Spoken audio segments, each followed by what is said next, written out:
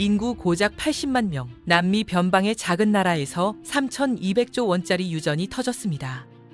미국이 달려갔습니다. 중국이 달려갔습니다. 152년 전 이 땅을 식민지로 삼았던 영국도 왕실 전용기를 띄웠습니다.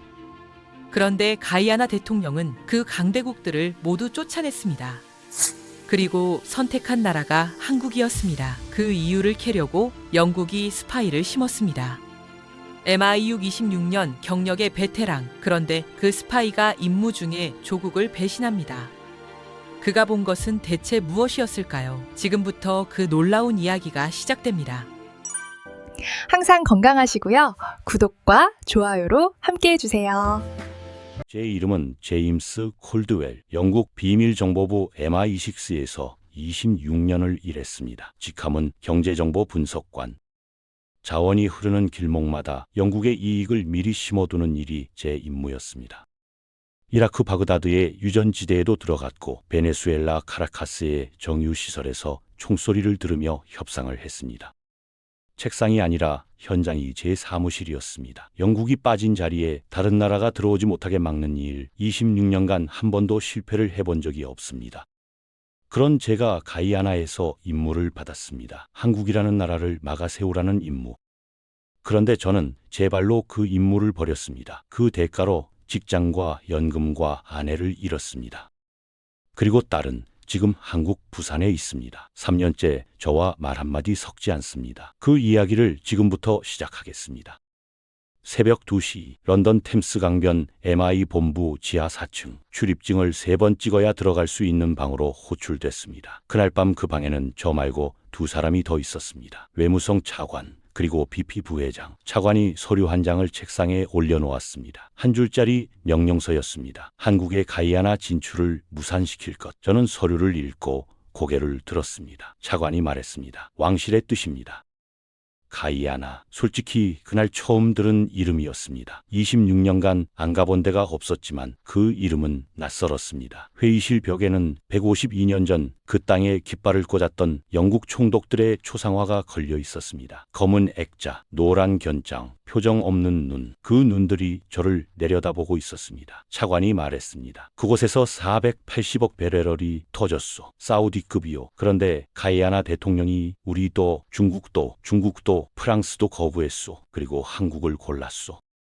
저는 처음엔 농담인 줄 알았습니다. 한국이라니 석유 한 방울 안 나오는 나라가 어떻게 480억 배럴을 운영합니까? 그런데 차관이 보여준 두 번째 서류에는 숫자가 빼곡했습니다. 한국 LNG선 세계 점유율 94%, 한국 FPSO 건조 실적 세계 1위, 한국 해양 플랜트 시장 점유율 71%. 저는 침을 삼켰습니다. 모르고 있었습니다. 정보 분석관이 26년간 한국이라는 변수를 빼놓고 세상을 분석하고 있었던 겁니다.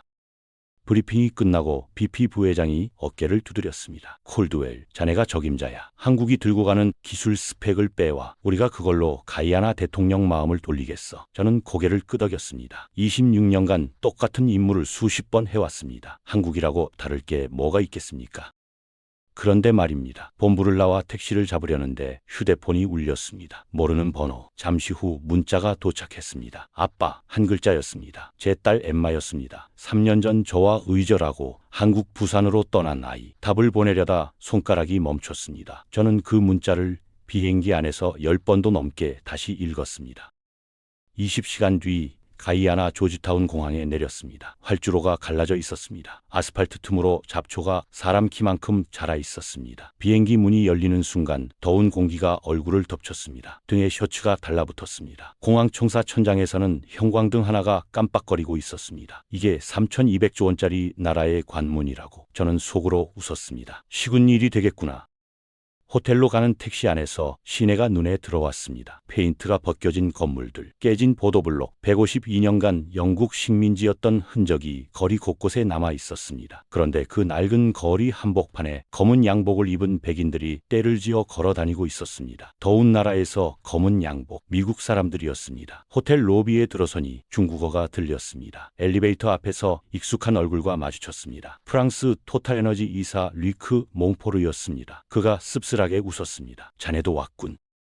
방에 들어가 가방을 풀었습니다. 셔츠 사이에서 사진 한 장이 떨어졌습니다. 5년 전 엠마가 옥스퍼드 졸업식에서 찍은 사진이었습니다. 사각모를 쓴 딸이 저를 끌어안고 있었습니다. 사진 뒷면에 어린 글씨가 적혀 있었습니다. 세상에서 제일 멋진 우리 아빠. 그때는 몰랐습니다. 그 사진이 며칠 뒤 제 인생을 송두리째 흔들게 될 거라는 사실을 말입니다.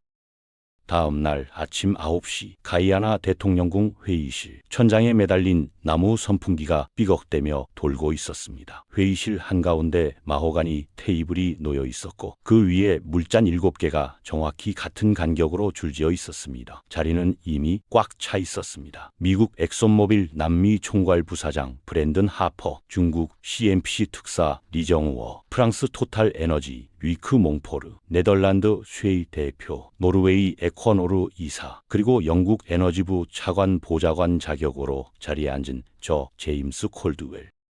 저는 자리에 앉으며 회의실을 둘러봤습니다. 26년간 봐온 풍경이었습니다. 비싼 양복, 금시계, 가죽 서류 가방, 다들 같은 표정을 짓고 있었습니다. 입꼬리만 올라간 미소, 눈은 웃지 않는 미소, 사냥꾼의 표정이었습니다. 저도 그 표정을 짓고 있었습니다. 문이 열렸습니다. 가이아나 대통령 카시우스 벤턴이 들어왔습니다. 60대 초반, 흑인 남성, 키는 크지 않았지만 어깨가 넓었습니다. 옆에 젊은 흑인 남성이 한 명 따라 들어왔습니다. 30대 후반쯤, 검은 뿔테 안경에 무표정한 얼굴, 나중에 안 사실인데 그의 이름은 네이선 포브스, 영국 런던 대학교 석유공학 박사였습니다. 우리가 깔보던 가이아나가 영국에서 박사를 길러내 데려다 놓은 사람이었습니다. 벤턴 대통령은 자리에 앉기 전에 회의실을 천천히 한 바퀴 둘러봤습니다. 한 사람 한 사람 눈을 마주쳤습니다. 제 차례가 왔을 때 등골이 서늘해졌습니다. 그는 누구와도 악수하지 않았습니다. 자리에 앉더니 입을 열었습니다. 여러분, 멀리서 와주셔서 감사합니다. 목소리는 담담했습니다. 그런데 그 담담함이 이상하게 무거웠습니다. 그가 말을 이었습니다. 우리 앞바다에서 408억 배럴이 발견됐습니다. 사우디 가와르 유전급입니다. 가이아나 국민 80만 명이 1인당 40억 원씩 나눠 가질 수 있는 금액입니다. 그런데 우리는 기쁘지 않습니다. 회의실이 일순 조용해졌습니다. 벤턴 대통령이 창밖을 바라봤습니다. 회의실 창 너머로 조지타운 시내가 보였습니다. 갈라진 도로, 페인트 벗겨진 건물, 맨발의 아이들, 저 거리를 보십시오. 우리는 152년간 영국의 식민지였습니다. 그들은 우리 땅에서 금을 캤습니다. 사탕수수를 가져갔습니다. 서아프리카에서 끌려온 우리 조상들은 농장에서 죽어갔습니다. 그가 말을 이었습니다. 1916년에 독립했을 때 영국이 우리에게 남긴 게 뭔지 아십니까? 구멍 뚫린 산과 오염된 강, 그게 전부였습니다. 저는 의자 깊숙이 몸을 묻었습니다. 152년, 그 숫자가 머리 위에서 천장 선풍기처럼 빙빙 돌았습니다. 회의실 안에 영국인은 저 하나였습니다. 모두가 저를 쳐다보지 않으려고 애쓰는 게 더 잘 느껴졌습니다. 저는 손바닥에 땀이 차는 걸 처음으로 의식했습니다. 26년간 단 한 번도 협상 자리에서 땀이 난 적이 없었습니다. 벤턴 대통령이 다시 우리를 향해 입을 열었습니다. 이제 석유가 발견됐습니다. 세계가 다시 우리에게 손을 뻗고 있습니다. 그의 눈빛이 차가워졌습니다. 여러분께 한 가지만 묻겠습니다. 여러분은 우리를 도우러 온 겠니까? 아니면 또다시 가져가러 온 겁니까? 회의실이 얼어붙었습니다. 아무도 대답하지 못했습니다. 저도 입을 열 수 없었습니다. 벤턴 대통령은 대답을 기다리지 않았습니다. 자리에서 일어나며 한마디만 남겼습니다. 내일부터 개별 미팅을 시작하겠습니다. 각자 제안서를 준비해 오십시오. 회의실을 나가는 그의 뒷모습을 저는 한참 바라봤습니다. 키는 작았지만 그림자는 컸습니다. 그날 밤 호텔 바, 저는 위스키 잔을 앞에 놓고 앉아 있었습니다. 옆자리에 몽포르가 와 앉았습니다. 2잔을 시켰습니다. 우리는 한참 동안 말없이 마셨습니다. 얼음 녹는 소리만 또렷하게 들렸습니다. 몽포르가 먼저 입을 열었습니다. 콜드웰, 한국이 온대. 다음 주에. 저는 잔을 내려놓았습니다. 한국, 그 이름이 다시 등장했습니다. 몽포르가 위스키를 한 모금 마셨습니다. 들었나? 한국 조사단이 양복도 안 입고 작업복 차림으로 온다더군. 인원도 15명밖에 안 된대. 저는 피식 웃었습니다. 우습네. 그런데 웃으면서도 가슴 한구석이 이상하게 답답했습니다. 방으로 돌아와 침대에 누웠습니다. 천장에 매달린 선풍기가 또 돌아가고 있었습니다. 휴대폰을 켰습니다. 엠마의 그 한 글자 문자가 그대로 남아 있었습니다. 아빠, 저는 처음으로 궁금해졌습니다. 내 딸은 왜 부산을 택했을까? 왜 영국이 아니라 한국이었을까? 그게 무슨 나라이길래 옥스퍼드 졸업한 내 딸이 모든 걸 버리고 그리로 갔을까? 저는 휴대폰을 가슴 위에 올려놓고 천장을 한참 바라봤습니다. 그날 밤 잠이 오지 않았습니다. 다음 날 아침 첫 미팅은 미국이었습니다. 엑손모빌 하퍼가 회의실에 들어갔습니다. 저는 복도 의자에 앉아 결과를 기다렸습니다. 3시간 뒤 문이 열렸습니다. 하퍼의 얼굴이 하얗게 질려 있었습니다. 저를 지나치며 한마디 내뱉었습니다. 건방진 것들. 나중에 들었습니다. 하퍼가 로열티 12%를 제안했답니다. 그리고 베네수엘라가 옆에 있어 위험하다며 안보 카드를 꺼냈답니다. 우리 미국이 안전을 보장해 주겠다고. 벤턴 대통령이 차갑게 받았다고 합니다. 안전이 협상 카드라면 그건 위협이지 도움이 아닙니다. 오후에는 중국이었습니다. CNPC 리정호가 들어갔습니다. 4시간을 기다렸습니다. 문이 열렸습니다. 리정호의 손이 떨리고 있었습니다. 25%를 제안했답니다. 거기에 항구, 철도, 고속도로까지 지어주겠다고. 200억 달러를 빌려주겠다고. 그런데 네이선이 종이도 안 보고 계산기를 두드렸답니다. 매년 갚아야 할 돈이 13억 달러. 가이아나 국가遺産의 절반. 빚을 못 갚으면 항구를 가져갈 거냐고. 스리랑카 한반도다처럼. 리정호는 대답하지 못했답니다. 다음 날은 프랑스였습니다. 몽포르가 들어갔습니다. 저는 또 복도에서 기다렸습니다. 그가 나왔을 때 다리가 후들거리는 게 멀리서도 보였습니다. 18%를 제안했답니다. 정제시설을 지어주겠다고 했답니다. 어디다? 프랑스 마르세유에. 네이선이 물었답니다. 그럼 가이아나 국민 고용은 몇 명입니까?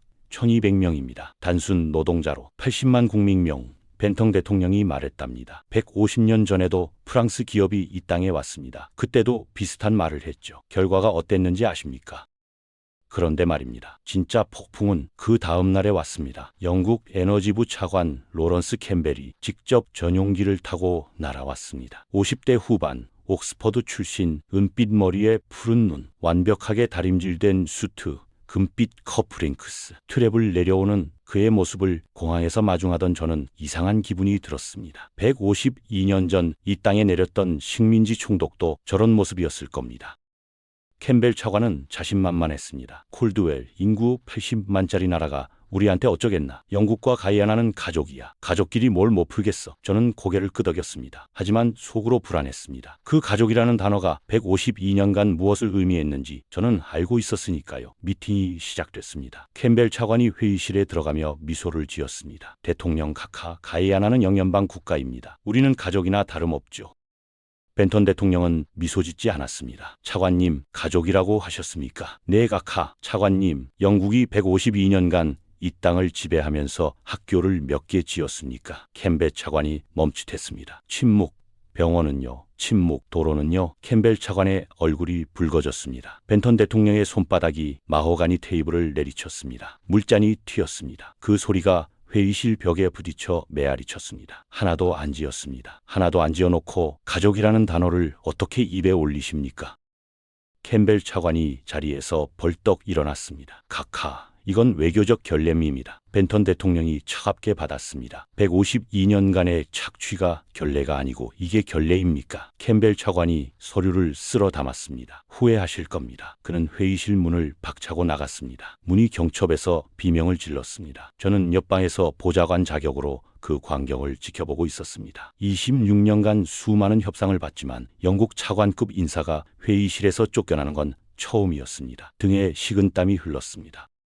그날 밤 캠벨 차관은 전용기로 런던으로 돌아갔습니다. 다음 날 아침 호텔 로비가 텅 비었습니다. 미국도, 중국도, 프랑스도, 영국도 강대국들이 한꺼번에 빠져나갔습니다. 천장 선풍기 소리만 남았습니다. 저는 짐을 싸지 않았습니다. 본부에서 명령은 명확했습니다. 한국 조사단이 올 때까지 남아라. 기술 스펙을 빼와라. 그래서 저는 남았습니다. 그런데 그게 제 인생을 바꿀 줄은 그때까지 몰랐습니다. 일주일 뒤 한국 조사단이 도착했습니다. 저는 호텔 로비에서 그들을 기다렸습니다. 회전문이 돌아가고 첫 번째 사람이 들어왔습니다. 저는 눈을 의심했습니다. 양복이 아니었습니다. 넥타이도 없었습니다. 작업복, 안전모, 노트북 가방, 측정 장비 케이스, 마치 지금 당장 바다에 뛰어들 사람들 같았습니다. 인원은 15명, 미국이 30명, 중국이 40명을 데려왔던 자리에 한국은 15명만 보냈습니다. 선두에 60대 초반의 남성이 있었습니다. 흰머리, 온화한 눈빛, 평생 현장에서 굴러온 두꺼운 손. 26년간 자원 외교 현장에서 봐온 사람들과는 결이 달랐습니다. 그가 단장이었습니다. 한국해양플랜트 기술단 단장 서명진, 가이아나 정보 관계자 네이선 포브스가 마중을 나왔습니다. 두 사람이 악수를 나눴습니다. 멀리서 봤지만 분위기가 달랐습니다. 다른 강대국 대표들에게 보였던 경계와 적대가 사라져 있었습니다. 네이선이 웃고 있었습니다. 다음 날 합동기술 브리핑이 열렸습니다. 가이아나 정부 주최, 저도 참관인 자격으로 들어갔습니다. 회의실 맨 뒷줄에 앉았습니다. 서명진 단장이 앞으로 나왔습니다. 그가 고개를 숙여 인사했습니다. 안녕하십니까? 한국해양플랜트 기술단 단장 서명진입니다. 이런 기회를 주셔서 감사합니다. 저는 멈칫했습니다. 기회를 주셔서 감사합니다. 하퍼는 도와주러 왔다고 했습니다. 리정호는 좋은 조건을 가져왔다고 했습니다. 캠벨 차관은 가족이니까 협력하자고 했습니다. 이 사람은 기회를 주셔서 감사하다고 했습니다. 서 단장이 화면을 띄웠습니다. 미국 제한 회수율 65%, 중국 68%, 프랑스 65%, 그리고 한국의 목표가 떴습니다. 90%. 회의실이 술렁였습니다. 미국 엔지니어가 손을 들었습니다. 그건 이론적으로도 어려운 수치입니다. 서 단장이 고개를 끄덕였습니다. 자주 듣는 지적입니다. 다음 슬라이드를 띄웠습니다. 한국이 자체 개발한 향상된 석유 회수 기술, 고압 가스 주입, 수천 개의 스마트 센서, AI 분석, 적용 사례 두 곳이 떴습니다. 브라질 산토스 해 회수율 87%, 노르웨이 요한 스베르드루프 84%. 미국 엔지니어가 다시 물었습니다. 비용은 배럴당 4달러입니다. 회의실 곳곳에서 펜이 떨어졌습니다. 우리가 검토했을 때는 15달러였는데요. 저는 빠르게 계산했습니다. 480억 배럴, 회수율 차이 25%면 추가 120억 배럴, 배럴당 80달러로 잡으면 약 1200조 원. 손이 떨렸습니다. 그리고 마지막 슬라이드가 떴습니다. 수익 배분 제한. 가이아나 정부 70%, 한국 30%, 회의실이 다시 술렁였습니다. 미국은 12%, 중국은 25%, 프랑스는 18%였습니다. 한국은 70%였습니다. 네이선이 물었습니다. 왜 그렇게 좋은 조건을 주십니까? 서 단장이 대답했습니다. 가이아나의 자원이니까요. 우리는 기술 제공 대가로 30%를 가져가는 겁니다. 당연한 거 아닙니까? 저는 펜을 떨어뜨렸습니다. 26년간 한 번도 들어본 적 없는 말이었습니다. 당연한 거 아닙니까? 저들에게는 그게 당연한 거였습니다. 브리핑이 끝나고 저는 복도로 나왔습니다. 서 단장이 화장실 앞에서 손을 씻고 있었습니다. 저는 일부러 그 옆에 가서 섰습니다. 영어로 말을 걸었습니다. 단장님, 솔직히 묻겠습니다. 왜 70%를 주십니까? 그건 손해 아닙니까? 서 단장이 손을 닦으며 저를 쳐다봤습니다. 잠시 침묵하더니 입을 열었습니다. 제 할아버지는 1942년에 일본인 순사 앞에서 자기 이름을 빼앗겼습니다. 김씨에서 가네무라가 됐습니다. 학교에서는 한국어를 쓰면 매를 맞았습니다. 평생 그 굴욕을 잊지 못하셨습니다. 손자한테 마지막으로 남긴 말이 뭔지 아십니까? 남의 나라 이름을 빼앗는 짓은 절대 하지 마라. 저는 멍하니 그를 바라봤습니다. 그가 말을 이었습니다. 가이아나 국민은 152년간 영국한테 이름을 빼앗긴 사람들입니다. 저희는 그 자리에서 또 빼앗는 짓 못합니다. 70%는 손해가 아닙니다. 저희가 자존심을 지키는 값입니다. 그가 종이수건을 휴지통에 던졌습니다. 실례하겠습니다. 그러고는 회의실로 돌아갔습니다. 저는 화장실 거울 앞에 한참 서 있었습니다. 거울 속에 서 있는 26년차 영국 정보분석관의 얼굴을 들여다봤습니다. 그 얼굴이 이상하게 낯설었습니다. 그날 저녁 저는 호텔 지하 문석으로 내려갔습니다. MI6에서 미리 확보해둔 한국 측 자료를 다시 살피기 위해서였습니다. 한국해양플랜트 기술단 명단, 단장 서명진 박사, 부산대학교 해양공학과 교수, 학력칸을 읽다가 손이 멈췄습니다. 영국 옥스퍼드 대학교 해양공학 박사 1995년 같은 해 옥스퍼드 제 딸 엠마가 5년 전 졸업한 그 대학 그 다음 줄을 읽었습니다. 현 부산대학교 박사과정 지도학생 명단 손이 떨렸습니다. 그 명단 맨 위에 영문 이름이 적혀 있었습니다. 엠마 켈드웰 제 딸이었습니다. 저는 의자 등받이에 몸을 기댔습니다. 형광등이 깜빡거렸습니다. 지하 문서고에 저 혼자였습니다. 26년간 모은 정보망으로도 알지 못했던 사실이 한 줄짜리 명단에 적혀 있었습니다. 한국 단장이 제 딸의 지도 교수였습니다. 화장실 앞에서 손을 닦으며 할아버지의 창씨 개명 이야기를 하던 그 사람이었습니다. 저는 한참 동안 명단을 들여다봤습니다. 그리고 처음으로 깨달았습니다. 제가 빼돌리려는 기술의 주인이 제 딸의 스승이라는 사실을, 임무를 완수하면 저는 제 딸의 인생을 부수게 된다는 사실을. 저는 그날 밤 호텔방에서 노트북을 열었습니다. 빈 화면이 한참을 깜빡거렸습니다. 본부에 보낼 보고서를 써야 했습니다. 한국 측 기술 스펙, 회수율 90%, 알고리즘 구조, AI 분석 모델, 26년간 수십 번 했던 일이었습니다. 손가락만 움직이면 됐습니다. 그런데 손가락이 움직이지 않았습니다. 화면에 엠마의 졸업식 사진이 자꾸 떠올랐습니다. 사각모 아래 활짝 웃던 그 얼굴이. 저는 노트북을 닫았습니다. 그 대신 저는 다른 보고서를 썼습니다. 한국 측 기술 노릴 위험 없음, 본부의 임무 수행 불가, 사유, 정보원의 판단 착오로 자료 입수 실패. 저는 그 보고서를 송신 버튼에 가져갔습니다. 손가락이 떨렸습니다. 26년 경력 전부를 한 번에 부수는 한 번의 클릭이었습니다. 저는 클릭했습니다. 그리고 침대에 그대로 쓰러졌습니다. 천장 선풍기가 또 돌아가고 있었습니다.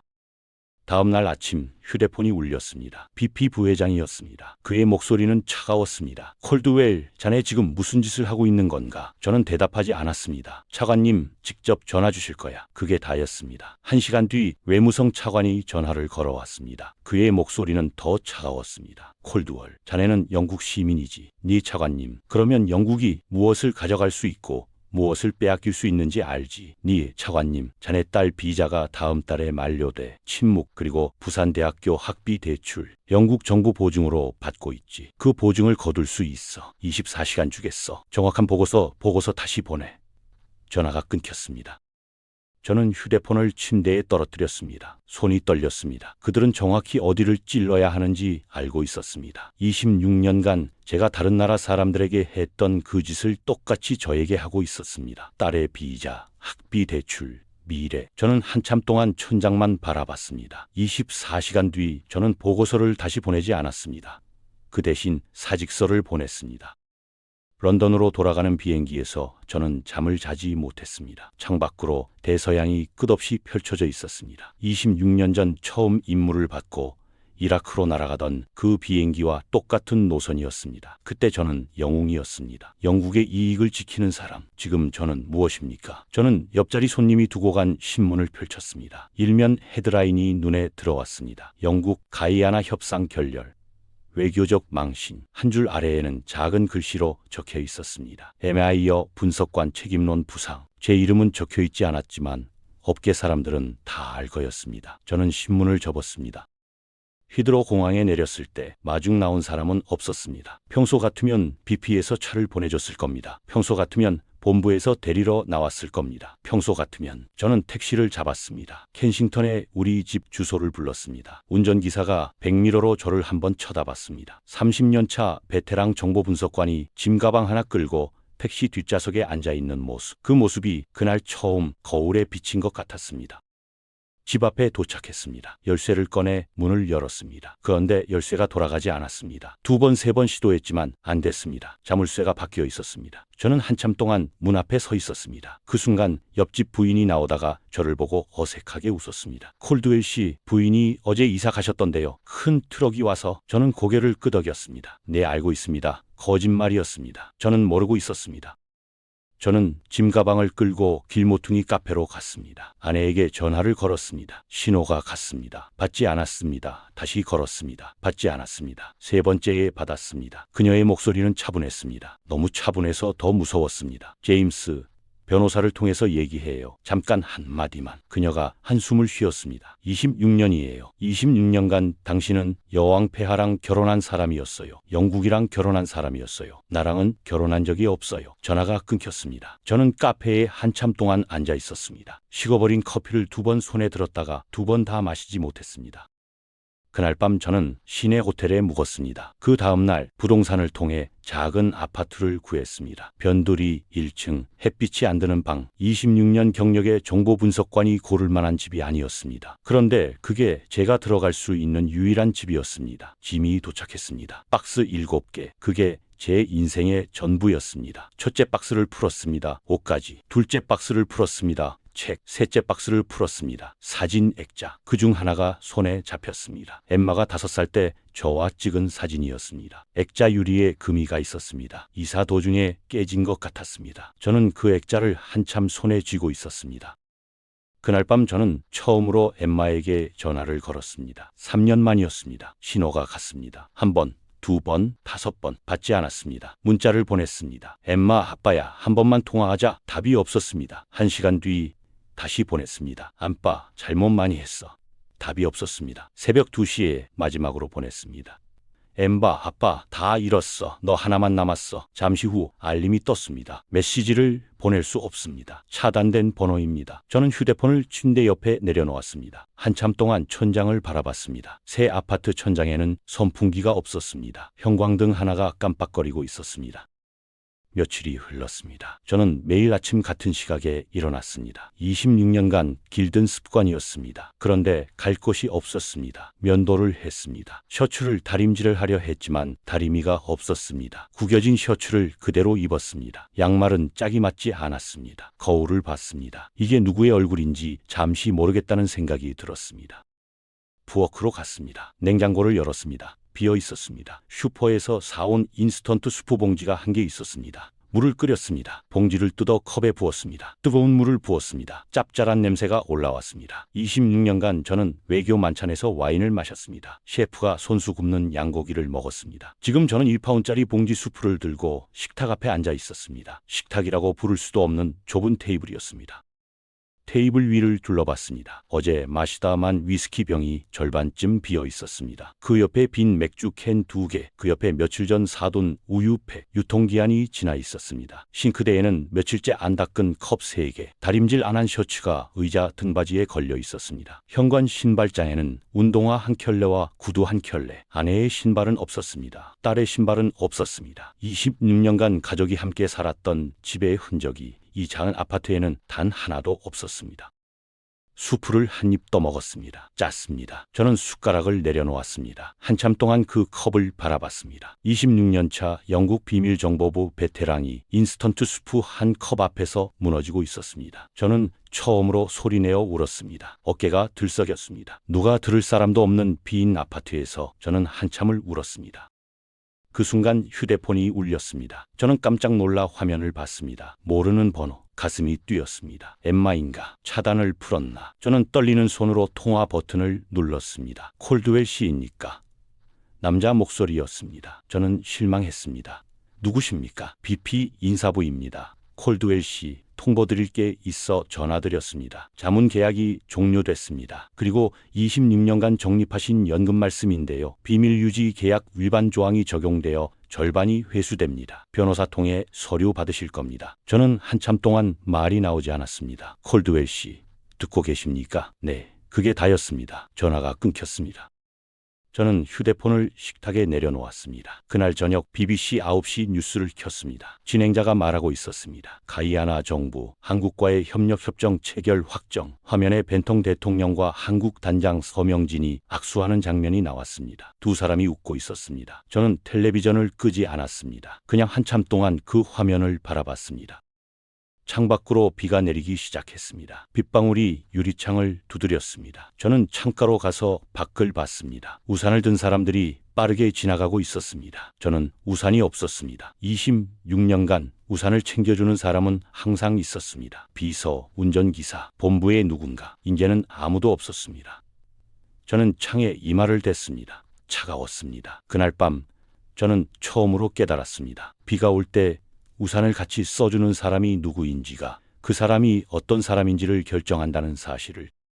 며칠이 지났습니다. 저는 매일 아침 텔레비전을 켰습니다. 갈 곳이 없으니 뉴스라도 봐야 했습니다. 어느 날 아침 BBC 월드 뉴스에 가이아나 조지타운 거리 풍경이 나왔습니다. 한 할머니가 카메라 앞에 서 있었습니다. 머리가 하얗게 센 흑인 할머니, 손에는 꼬깃꼬깃한 5달러짜리 지폐가 쥐어 있었습니다. 할머니가 한국 기업 사무소 앞에 와서 그 돈을 직원에게 내밀었답니다. 직원이 당황해서 받지 않으려 하자 할머니가 말했답니다. 우리 손자가 한국 회사에 취직했어. 내가 이 나이에 받을 줄도 몰랐던 자존심을 그쪽이 줬어. 내가 돈이 없지 의리가 없냐. 받아. 그 다음 날에는 다른 뉴스가 떴습니다. 조지타운의 한 택시기사 이야기였습니다. 한국인 엔지니어를 태우고 가다가 요금을 받지 않았답니다. 한국인이 당황해서 왜 그러냐고 묻자 기사가 말했답니다. 우리 아들이 취직했어요. 한국 회사 정제시설에서 평생 처음으로 월급다운 월급 받아와요. 형제, 돈 안 받아요. 아빠 약속이에요. 저는 그 화면을 멍하니 바라봤습니다. 26년간 자원 외교 현장에서 본 적 없는 풍경이었습니다. 우리가 들어간 나이지리아에서, 앙골라에서, 베네수엘라에서 누구도 영국인에게 이런 말을 한 적이 없었습니다. 그 다음 주에는 더 놀라운 소식이 있었습니다. 발트해의 작은 나라 리투아니아가 한국과 새로운 협력 협정을 체결했답니다. 인구 280만, 경제 규모도 작은 나라가 먼저 움직인 겁니다. 리투아니아 외무장관이 인터뷰에서 한 말이 BBC 자막으로 떴습니다. 우리도 작은 나라입니다. 큰 나라가 작은 나라의 자존심을 지켜주는 모습을 처음 봤습니다. 우리가 입 다물고 있을 수 없습니다. 그 말이 도화선이 됐습니다. 다음은 폴란드였습니다. 그 다음은 체코, 슬로바키아, 헝가리, 동유럽 작은 나라들이 한 주에 하나씩 한국과 손을 잡았습니다. 다음 달에는 서유럽 차례였습니다. 네덜란드가 움직였습니다. 그리고 노르웨이가 움직였습니다. BBC 앵커가 마지막 멘트에서 이렇게 말했습니다. 한국 모델이라는 새 표현이 외교가에 등장했습니다. 152년간 우리가 만들어 놓은 자원 외교의 문법이 1년 만에 다시 쓰이고 있습니다. 그런데 진짜 폭풍은 그 다음에 왔습니다. 일본이 뒤늦게 가이아나에 나타났습니다. 미쓰이 종합상사가 대표단을 보냈답니다. 단장은 일본 외무성 차관급, 들고 온 돈은 50억 달러, 한국이 받는 30%보다 더 좋은 조건을 내놓겠다고 했답니다. 만찬장이 대통령궁에 차려졌답니다. 일본 측이 자리에 앉자마자 봉투를 꺼냈답니다. 두툼한 제안서, 벤톤 대통령이 봉투를 받지 않았답니다. 봉투가 식탁 위에 그대로 놓여 있었답니다. 벤톤 대통령이 천천히 입을 열었답니다. 차관님, 한 가지 묻겠습니다. 작년 이맘때 우리가 강대국들에게 차례로 거절당하고 있을 때 일본은 어디 있었습니까? 일본 차관이 대답하지 못했답니다. 우리가 지푸라기 하나라도 잡으려고 세계를 향해 손을 뻗었을 때 일본은 어디 있었습니까? 침묵. 한국은 비가 올 때 같이 비를 맞아줬습니다. 차관님은 비가 그치고 해가 뜨자 우산을 들고 오셨습니다. 만찬장이 얼어붙었답니다. 일본 차관의 얼굴이 붉어졌답니다. 가이아나는 우산이 필요 없습니다. 같이 비를 맞아준 사람이 이미 있으니까요. 일본 대표단은 그날 만찬을 다 먹지 못하고 자리에서 일어났답니다. 이 장면이 BBC, CNN, 파이낸셜 타임스에 동시에 보도됐습니다. 비와 우산, 그 비유가 한 주 만에 전 세계 외교가의 표어가 됐습니다. 파이낸셜 타임스 사설이 이렇게 끝났습니다. 가이아나는 우리에게 한 가지를 가르쳤다. 자원은 가치가 있지만 의리는 가격을 매길 수 없다. 저는 그 사설을 잘라서 부엌 식탁에 올려놓았습니다. 며칠 동안 그걸 들여다봤습니다. 26년간 저는 자원의 가격을 매기는 일을 했습니다. 그런데 가격을 매길 수 없는 것이 따로 있다는 사실을 그 사설을 보고서야 알았습니다. 그날 밤 저는 처음으로 노트에 한 줄을 적었습니다. 26년차 베테랑이 60대가 되어서야 깨달은 한 가지. 비를 같이 맞아주는 사람이 누구인지가 그 사람이 어떤 사람인지를 결정한다. 저는 그 노트를 식탁 옆에 두고 잠들었습니다. 그날 밤 새벽 2시 휴대폰이 울렸습니다. 발신번호 제한. 저는 침대에서 손을 뻗어 화면을 봤습니다. 평소 같으면 받지 않았을 겁니다. 그런데 그날 밤은 달랐습니다. 저는 통화 버튼을 눌렀습니다. 한참 동안 아무 소리도 들리지 않았습니다. 숨소리만 들렸습니다. 작고 가벼운 숨소리. 저는 그 숨소리를 알았습니다. 26년간 잊은 적이 없는 숨소리. 저는 떨리는 목소리로 입을 열었습니다. 엠마니. 오랜 침묵 끝에 한 단어가 들렸습니다. 아빠. 저는 휴대폰을 두 손으로 쥐었습니다. 어깨가 떨렸습니다. 아빠, 교수님이 다 말씀해 주셨어요. 아빠가 우리 한국 편을 들어서 잘리신 거. 아빠가 아빠 비자랑 학비 때문에 협박당하신 거.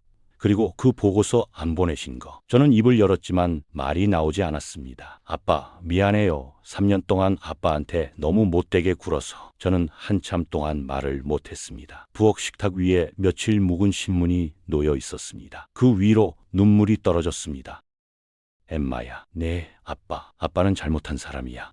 26년간 잘못한 사람이었어. 너한테도, 엄마한테도, 그리고 아빠가 갔던 그 모든 나라들한테도. 아빠, 이제 늦었지만 그래도 한 가지는 알게 됐어. 비 올 때 같이 비를 맞아주는 사람이 진짜 가족이라는 거. 저쪽에서 작은 흐느낌이 들렸습니다. 아빠, 부산에 비가 와요 지금. 저는 창밖을 바라봤습니다. 런던에도 비가 내리고 있었습니다. 같은 비였습니다. 8,800km 떨어진 같은 비. 아빠 끊을게요. 다음에 또 전화할게요. 전화가 끊겼습니다. 저는 한참 동안 휴대폰을 손에 쥐고 있었습니다. 끊긴 전화에서 들리는 신호음이 그날 밤 세상에서 가장 아름다운 소리로 들렸습니다. 저는 일어났습니다. 부엌불을 켰습니다. 인스턴트 수프 봉지가 식탁 위에 놓여 있었습니다. 저는 그 봉지를 쓰레기통에 던졌습니다. 그리고 슈퍼에 가려고 외투를 꺼냈습니다. 새벽 3시였습니다. 24시간 슈퍼가 모퉁이에 있다는 걸 그제야 떠올렸습니다.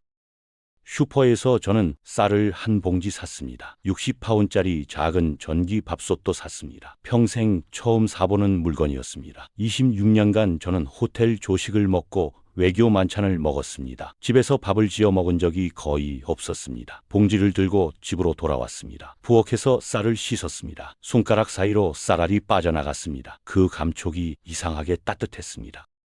밥솥 뚜껑을 닫고 버튼을 눌렀습니다. 1시간 뒤 부엌에 하얀 김이 올라왔습니다. 저는 뚜껑을 열고 한참 동안 그 김을 바라봤습니다. 26년 만에 처음으로 제가 직접 지은 밥이었습니다. 저는 한 그릇을 펐습니다. 식탁 앞에 앉았습니다. 혼자였지만 혼자 같지 않았습니다. 8,800km 떨어진 부산에선 부산에서 누군가가 같이 밥을 먹고 있을 것 같았습니다. 저는 한 숟가락을 떴습니다. 따뜻했습니다. 그날 새벽 그 한 숟가락의 밥이 26년간 먹은 그 어떤 만찬보다 깊은 맛이 났습니다. 며칠 뒤 BBC가 가이아나 대통령 단독 인터뷰를 잡았습니다. 진행자는 앤드류 펠트, 50대 중반의 옥스퍼드 출신, 수많은 정상들을 궁지에 몰아넣었던 그 사람이었습니다. 47개국 동시 생중계. 저는 좁은 아파트 거실에서 텔레비전을 켰습니다. 빈 의자 옆에 식어버린 차 한 잔을 두고 화면을 들여다봤습니다. 펠트가 첫 질문을 던졌습니다. 대통령 각하, 솔직히 묻겠습니다. 한국 같은 작은 나라에 의존해도 괜찮은 겁니까? 저는 숨을 삼켰습니다. 이 질문은 우리 영국이 평생 다른 나라에 던져온 질문이었습니다. 벤턴 대통령의 표정이 변했습니다. 펠트 씨, 한국 GDP가 세계 12위입니다. 영국보다 높습니다. 한국 LNG선 점유율은 94%입니다. 영국이 만들 수 있습니까? 펠트가 잠시 멈칫했습니다. 못 만듭니다. 그런데 한국이 작은 나라입니까? 저는 텔레비전 앞에서 자세를 바로 했습니다. 벤턴 대통령이 말을 이었습니다. 한 가지 더 묻겠습니다. 영국이 가이아나를 152년간 지배하면서 학교를 몇 개 지었습니까? 펠트가 대답하지 못했습니다. 병원은요? 침묵. 도로는요? 침묵. 한국은 1년 만에 약속했습니다. 정제시설을 우리 땅에 짓겠다. 청년 2,000명을 한국에서 교육시키겠다. 152년간 영국이 안 한 걸 한국은 1년 만에 약속했습니다. 벤턴 대통령이 카메라를 똑바로 바라봤습니다. 펠트 씨, 그리고 이 방송을 보고 계신 모든 분께 한 말씀 드립니다. 주제 넘게 가르치지 마십시오. 우리가 누구와 협력할지는 우리가 결정합니다. 우리 조상들은 152년간 선택권이 없었습니다. 하지만 지금은 다릅니다. 우리는 독립국입니다. 그리고 우리는 한국을 선택했습니다. 스튜디오가 진공 상태가 됐습니다. 펠트가 겨우 한마디 했습니다. 감사합니다. 그게 전부였습니다. 저는 텔레비전을 끄지 않고 한참 동안 그 화면을 바라봤습니다. 26년간 영국 정보분석관으로 살아온 사람이 영국 BBC 앵커가 침묵당하는 장면을 보면서 마음 한구석이 따뜻해졌습니다. 저는 그 따뜻함을 부끄러워하지 않았습니다. 처음으로 부끄러워하지 않았습니다. 3개월이 흘렀습니다. 어느 날 아침 우편함을 열었습니다. 청구서들 사이에 두꺼운 봉투 하나가 끼어 있었습니다. 봉투 위에 금색 인장이 찍혀 있었습니다. 가이아나 공화국 대통령궁. 저는 주방으로 가져가 천천히 봉투를 뜯었습니다. 안에서 빳빳한 카드 한 장이 나왔습니다. 영문 한 줄과 그 아래 한국어 한 줄이 적혀 있었습니다. 가이아나 공화국은 한국과의 협력을 가능하게 한 진실의 증인 제임스 콜드웰을 명에너지 훈장 수여식에 초청합니다. 한국어 줄을 읽다가 손이 떨렸습니다. 그 한국어를 누가 통역으로 적었는지 저는 알 것 같았습니다. 그날 밤 저는 옷장을 열었습니다. 26년간 입던 양복이 7벌 걸려 있었습니다. 가장 단정한 한 벌을 골랐습니다. 다림질을 했습니다. 처음으로 직접 한 다림질이었습니다. 셔츠 깃을 세우다가 손가락을 대었습니다. 따끔했습니다. 그 따끔함이 이상하게 좋았습니다. 살아있다는 감각이었습니다. 가이아나행 비행기 안에서 저는 잠을 자지 못했습니다. 1년 전 똑같은 노선을 탔던 저와 지금의 저는 다른 사람이었습니다. 그때는 임무를 안고 갔습니다. 지금은 빈손이었습니다. 그런데 빈손이 더 무거웠습니다. 비행기가 조지타운 공항에 착륙했습니다. 활주로는 그대로였습니다. 갈라진 아스팔트, 잡초. 그런데 이번에는 그게 다르게 보였습니다. 이 나라 사람들이 152년간 견뎌낸 것의 흔적으로 보였습니다. 행사장은 대통령궁 대연회장이었습니다. 1000명이 들어갈 수 있는 공간, 정장을 입은 외교관들, 기자들, 한국 측 인사들, 가이아나 시민 대표들, 무대 정중앙에 붉은 벨벳이 깔린 단상이 있었습니다. 단상 뒤에 가이아나 국기와 한국 태극기가 나란히 걸려 있었습니다. 저는 객석 가운데 자리를 안내받았습니다. 식순이 시작됐습니다. 먼저 한국 측 인사들의 공로상이 수여됐습니다. 서명진 단장이 단상에 올랐습니다. 카메라가 그를 비췄습니다. 그가 마이크 앞에 서서 한국말로 짧게 인사했습니다. 동시 통역기에서 영어가 흘러나왔습니다. 그런데 통역의 목소리가 익숙했습니다. 저는 자세를 바로 하고 통역사를 찾았습니다. 무대 옆 통역 부스 유리창 안에 한 여자가 앉아 있었습니다. 단정한 검은 정장, 어깨까지 오는 갈색 머리. 저는 숨을 멈췄습니다. 엠마였습니다. 3년 전 의절하고 떠난 제 딸 엠마가 통역 부스에 앉아 있었습니다. 한국말을 영어로 옮기고 있었습니다. 한국 단장 서명진의 말을, 자기 지도 교수의 말을. 저는 무대를 똑바로 보지 못했습니다. 눈이 자꾸 통역 부스로 갔습니다. 엠마는 저를 보지 않았습니다. 마이크에 입을 가까이 대고 단정하게 통역에 집중하고 있었습니다. 그 모습이 너무나 어른스러웠습니다. 이윽고 사회자가 제 이름을 불렀습니다. 이번에는 진실의 진인 제임스 콜드웰 씨를 모십니다. 객석이 박수를 쳤습니다. 저는 일어났습니다. 다리가 후들거렸습니다. 단상으로 올라가는 계단이 평생 올라간 어떤 계단보다 길게 느껴졌습니다. 단상 위에서 벤통 대통령이 직접 훈장을 들고 저를 기다리고 있었습니다. 황금빛 훈장이 조명을 받아 반짝였습니다. 그 옆에 서명진 단장도 서 있었습니다. 벤턴 대통령이 한국어로 한 줄을 말했습니다. 통역 부스에서 엠마의 목소리가 흘러나왔습니다. 떨리는 목소리였습니다. 지휘실 앞에 자기 직업과 가족까지 잃은 한 영국인에게 우리 가이아나 공화국이 깊은 감사를 표합니다. 늦어서 미안합니다. 저는 그 자리에서 무릎이 꺾였습니다. 단상 바닥에 주저앉았습니다. 객석이 웅성거렸습니다. 카메라들이 저를 비췄습니다. 어깨가 들썩였습니다. 26년간 한 번도 사람들 앞에서 운 적이 없었습니다. 서명진 단장이 무릎을 꿇고 제 어깨를 잡았습니다. 그리고 한국말로 짧게 한마디 했습니다. 통역 부스에서 엠마의 목소리가 다시 흘러나왔습니다. 이번에는 더 떨리고 있었습니다. 콜드웰 씨, 제 할아버지가 손자에게 남기신 말씀을 이제 콜드웰 씨가 따님에게 남기실 차례입니다. 저는 고개를 들었습니다. 통역 부스 유리창 너머로 엠마가 처음으로 저를 바라봤습니다. 마이크에 입을 댄 채 눈물을 흘리고 있었습니다. 저는 자리에서 일어났습니다. 마이크를 잡았습니다. 객석이 조용해졌습니다. 저는 엠마를 똑바로 바라봤습니다. 그리고 영어가 아닌 한 언어로 입을 열었습니다. 며칠 동안 비행기 안에서 외운 한마디였습니다. 엠마야, 아빠는 잘못한 사람이야. 발음이 어설펐습니다. 객석이 웅성이었습니다. 저는 다음 한마디를 이었습니다. 이제 집에 가자. 부산이든 런던이든 같이 밥 한 끼 먹자. 통역 부스에서 더 이상 통역이 흘러나오지 않았습니다. 엠마가 마이크를 두 손으로 잡고 어깨를 들썩이며 울고 있었습니다. 그 순간 객석에서 박수가 쳤습니다. 처음에는 한 사람이었습니다. 그 다음 두 사람, 그 다음 모두가 일어섰습니다. 저는 단상에서 내려와 통역 부스로 걸어갔습니다. 부스 문이 열렸습니다. 엠마가 뛰어나왔습니다. 3년 만에 처음 안아본 제 딸이었습니다. 부스 옆에서 한국 카메라 기자가 카메라를 내려놓는 게 보였습니다. 더 이상 찍을 수가 없다는 표정이었습니다. 저는 엠마의 머리에 얼굴을 묻었습니다. 26년간 자원을 가져갔던 그 두 손이 이제는 딸의 등을 받치고 있었습니다. 행사가 끝나고 이틀 뒤 저는 가이아나 외교부에서 한 통의 봉투를 받았습니다. 안에 작은 카드 한 장이 들어 있었습니다. 가이아나 공화국 명예시민증 발급일에 평생 유효라고 적혀 있었습니다. 외교부 차관이 봉투를 건네며 윙크했습니다. 진실을 알린 형제에게 유효기간 같은 건 없으니까요. 저는 그 카드를 지갑에 넣었습니다. 26년간 영구 여권 옆에 다른 어떤 신분증도 들어간 적 없던 자리였습니다. 이제 그 자리에 가이아나 명예시민증이 함께 들어있게 됐습니다. 다음 날 저는 부산행 비행기를 탔습니다. 26년간 단 한 번도 가본 적 없는 도시, 제 딸이 3년간 살아온 도시. 김해국제공항에 내렸을 때 출구에 엠마가 서 있었습니다. 옆에 서명진 교수도 함께 서 있었습니다. 저를 발견한 엠마가 손을 흔들었습니다. 그날 저녁 우리는 셋이서 부산 어느 골목 식당에 앉았습니다. 좁고 허름한 가게였습니다. 식탁이 7개뿐인 작은 곳. 서 교수가 한국어로 메뉴를 시켰습니다. 잠시 후 식탁 한가운데 검은 무쇠판이 올라왔습니다. 그 위에 분홍빛 고기가 올려졌습니다. 처음 맡는 냄새였습니다. 기름이 지글거리는 소리, 매운 냄새, 고소한 냄새. 26년간 외교 만찬에서 와인과 양고기를 먹어왔던 저는 그 무쇠판 앞에서 잠시 멈했습니다. 엠마가 웃으며 말했습니다. 아빠, 이게 삼겹살이에요. 한국 사람들이 가족 모이면 먹는 거예요.